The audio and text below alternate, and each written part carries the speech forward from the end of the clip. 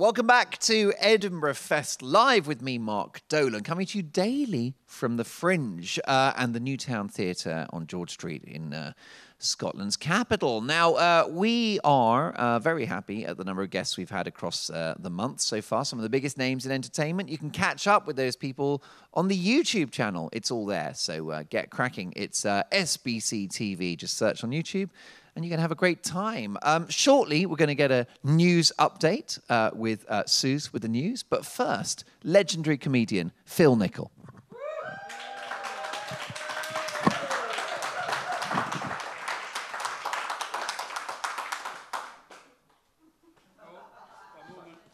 Hello, hi. That felt good. It felt really good. I needed that.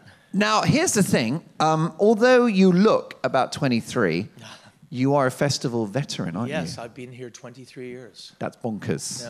Yeah. No, when you started, was it improv or was it stand-up that you were doing when you arrived? Oh, when I started, I was with a comedy trio from Canada called Corky and the Juice Pigs. Right. We were like a madcap comedy, musical, sketch, improv affair. Yeah, and you guys were amazing and explosive and brilliant and made a splash. And then at a certain point, you kind of went it alone and just thought, well, actually, it's just going to be me and the audience. Well, I didn't choose to do that. I was, no, thanks for bringing it up. The guys dumped me from the... Oh, that's funny to you. I suppose you think it's funny I've been in prison for murder as well. Well, ha, ha, ha, ha, I can't sit down. Well, yeah, I mean... In terms of, how is Big Jim, by the way? Anyhow... you are basically, the Robbie Williams of comedy because you, of course, went off and then you made a huge career of yourself. You're an absolute legend, unbelievable comedian. So now this show feels like a sort of celebration of all of those years of work because it's called 20. It's called 20. It's I've done in 1996. I decided to do my first solo hour, and I've done 19. This is my 20th year, and in that time, I've taken a couple of years off. But I've also done some other theater pieces that were hour-long shows. So I decided to do a show called 20, where I put them all into one show. In fact, I perform all 20 hours in an hour. Which is quite an impressive feat of engineering on your part. Yeah. I have impressive feet. You are correct. Well, I know that's... and the rest of you is pretty attractive too, I've got to say, Phil Nicol. You have developed a lot and you've changed because you're an artist. Did you look at some of the early stuff and think, oh, God, I'm not sure I can say that out loud? Absolutely. I look at my new stuff and say that. So I look... In fact, there's bits in the show that make people cringe, and I kind of enjoy it because I know that's the effect that I wanted at the time. Because I was brokenhearted, Mark. I was going through a really horrible divorce. Anyway, so it doesn't really matter. But the shows, I mean... Come and see the show. It's hilarious. Well, the thing is, I think the formula for a hit Edinburgh show is that there's a bit of truth in there and some pathos, that it's... And you know, that's life, and that's kind of what your comedy's about, because your comedy is amazingly bittersweet, I think. Absolutely. It's a roller coaster ride. Even when you're on the circuit, 20 minutes with you is like always an adrenal experience. Well, thank you very much. I'm not sure what that means, but it sounds great. You're like a drug. You're like a legal high. I am a legal high. You should be classified alongside Meow Meow. Meow Meow. I am Meow. Meow Meow. People call me Woof Woof. And I guess those shows, so actually it does reflect your sort of, your last 2 decades as a human being on Earth, as well as your journey as an artist. It's a kind of like, it's almost kind of autobiographical, I guess. Well, it started out to be that, but my shows tend to take themselves apart. So I decided to just sort of throw everything in together, and it's quite ramshackle, purposefully ramshackle. But I do talk a little bit about my emotional state as the journey goes on, and now I'm just really, really happy. Yeah. Well, there's a saying... I'm also really, really high on Xanax. So I've got to say, it suits you very well. I've got to say, you've never been more relaxed. I can tell you that there's a general accepted thing in comedy, which is that you don't want to go on after Phil Nicol. Phil Nicol is shorthand for a comedian you don't want to follow. It's not a problem to follow very funny people, but there's something about trying to go on after him and the explosive impact he's had on the audience, which makes him a totally legend man and a comedy god. Phil Nicol, ladies and gentlemen. Thanks, everybody. You guys are amazing. Thank you. Hey, Phil. Where and when? Where and when, big guy? Oh, I'm on at 9:45 at Assembly Checkpoint, and it's an amazing venue, and just it's been an amazing festival. And this has been an amazing to be on this amazing show. You're amazing. Well, look at that. There you go. Now we've got more amazingness to come. Please welcome, and stay right there, Phil, Tom Ward, ladies and gentlemen. What? Tom Ward's here? I'm going to shift down the couch. Tom Ward. Hey, good to see you, man. You look nice. Oh, thank you for tidying up the studio. Yeah. So, Tom, how are you? The last time I saw you, Tom, you were at an indie concert. Hadn't you just lost your contact lenses? Yeah. Blur. Nice work. We got a double act emerging here. Our PR said that wouldn't work, and it did. So you guys totally nailed it. Hey, listen, Tom. How many festivals have you done now so far? Where are we at? I know you're quite focused on the cushions. How many festivals? Yeah. How many festivals? With your own solo show. It's my first solo show. Is it really? Because I'm surprised at that, because you've been a very established comedian for a few years now. Well, established is a very generous word. I've been alive for a long time. We know about the difficult second album. So is this the easy first album? I think it's difficult all the time, and then I just speak calmly and everyone assumes I'm in control. Works for me, I've got to say. So this year, is there a theme? Enjoying and appreciating what's in front of you. Do you feel like in the current climate, that's why? Because of the kind of year it's been? Or is it just generally your vibe at the moment?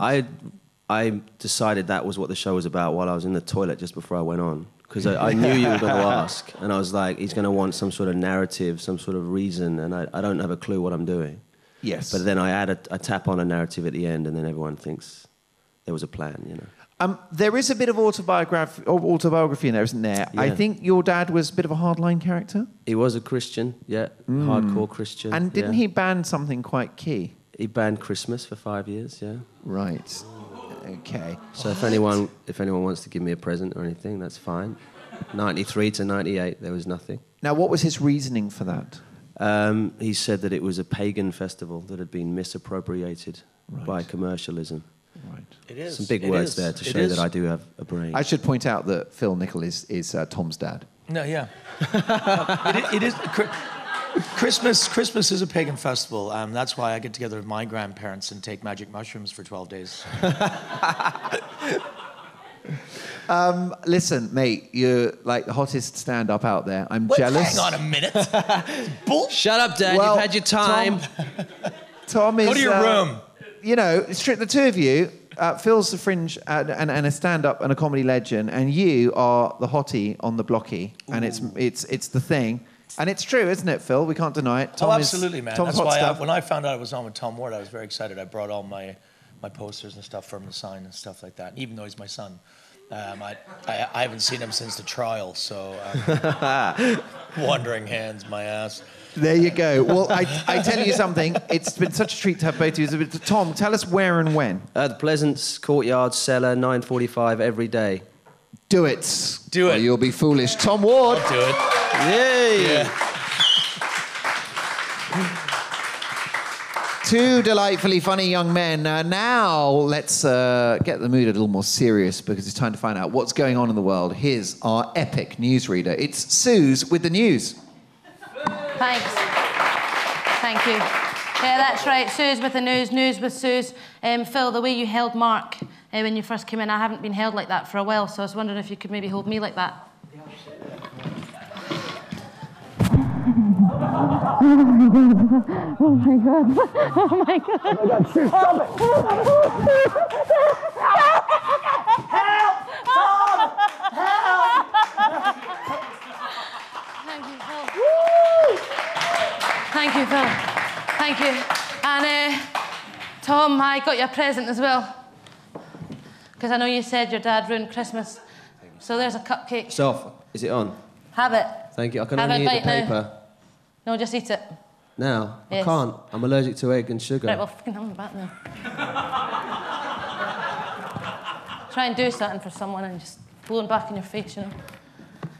Anyway, I'm Suze with the news. News with Suze. As you know, recently I've been trolled on Twitter.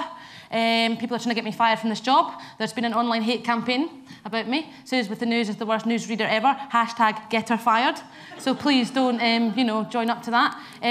People say I'm the most depressed and negative person they've ever met, and I should not be reading the news. Because apparently you have to be nice and smiley to read the news, so I'm going to give it a bash.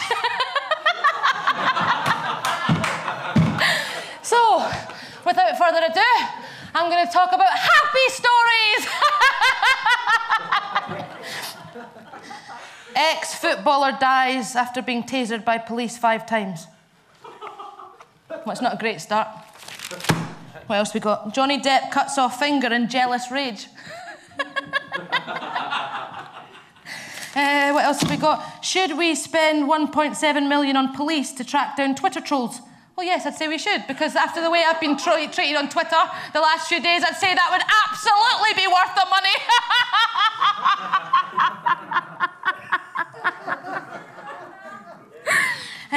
Phil, afterwards I will be in my dressing room. We need a 6-letter word for trauma. Suze isn't long enough for that, is it? I think that's about all I can do today. Back to you, Mark. Amazing. Suze, that was epic. It was epic. It was the first time I've seen Phil Nicol freaked out. Taste of his own medicine. Ladies and gentlemen, many thanks to my amazing guests today, and also our brilliant studio audience. Give yourselves a round of applause.